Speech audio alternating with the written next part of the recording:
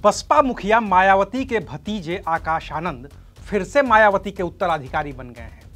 फिर से उन्हें बसपा का कोऑर्डिनेटर बना दिया गया है और फिर से ये साफ हो गया है कि बसपा में मायावती के बाद नंबर 2 की कुर्सी आकाश आनंद की ही है। लेकिन इसकी वजह क्या है? क्या मायावती का मन बदल गया है?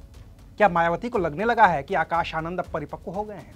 क्या आकाश आनंद की वापसी की वजह उत्तर प्रदेश में 10 विधानसभा सीटों पर होने वाला उपचुनाव है जिसे बसपा ने अकेले लड़ने का फैसला किया है?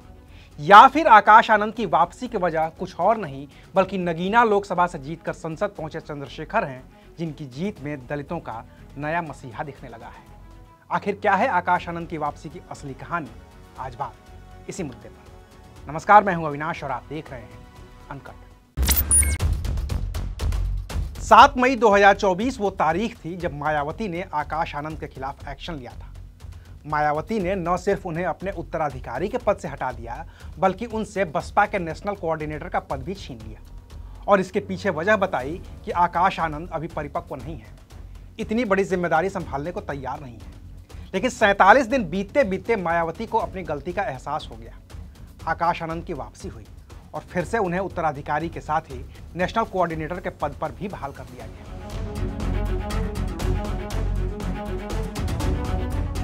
तो क्या 47 दिनों में ही आकाश आनंद इतने परिपक्व हो गए हैं जिसका हवाला मायावती ने दिया था? जाहिर है कि नहीं। परिपक्वता का कोई मसला ही नहीं है, मसला है लोकसभा का चुनाव और उसके नतीजे। मायावती ने यूपी में 80 की 80 सीटों पर चुनाव लड़ा। खाता तो नहीं ही खुला, वोट बैंक भी 10% के नीचे आ गया। कुल वोट मिले 9.39%, जो बसपा के गठन से अब तक का सबसे खराब प्रदर्शन है।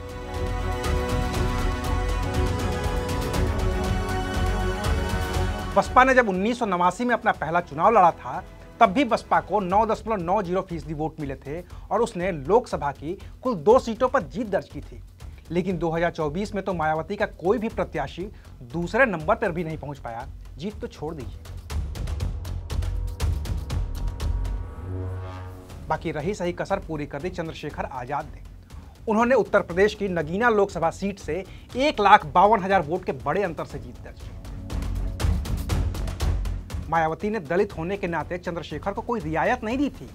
उनके खिलाफ अपना उम्मीदवार भी उतारा था जिनका नाम था सुरेंद्र पाल सिंह। चंद्रशेखर के सामने चुनाव लड़ रहे सुरेंद्र पाल सिंह को महज 13,272 वोट मिले, जबकि चंद्रशेखर ने 5,12,552 वोट लाकर इस सीट से जीत दर्ज की। और इस जीत ने यह तय कर दिया कि अगर उत्तर प्रदेश में दलित राजनीति का कोई चेहरा है तो वो चेहरा अब चंद्रशेखर हैं, मायावती नहीं, जिन्होंने अपने चुनाव प्रचार की लाइन ही रखी थी कांशीराम जी के सपने। ऐसे में मायावती को अब सपा या बीजेपी से नहीं बल्कि चंद्रशेखर से मुकाबला करना है। चंद्रशेखर से मुकाबला कर साबित करना है कि दलितों का मसीहा कौन है। और जिस तेवर के साथ चंद्रशेखर रैलियों में भाषण देते हैं, वैसा तेवर बसपा में अगर किसी के पास है तो वो है आकाश आनंद। इसकी झलक लोकसभा चुनाव में भी मिल चुकी है।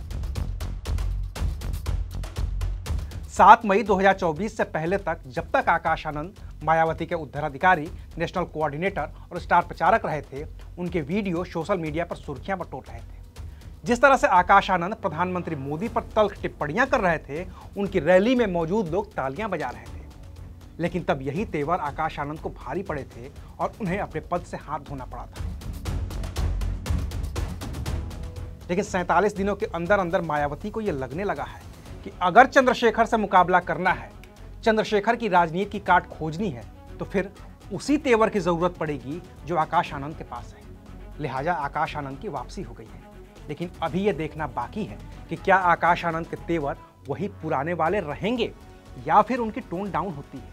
और देखना यह भी है क्या चंद्रशेखर अपने उसी पुराने तेवर के साथ ही संसद में भी आएंगे और सड़क पर भी, जैसे तेवर सांसद बनने से पहले के थे।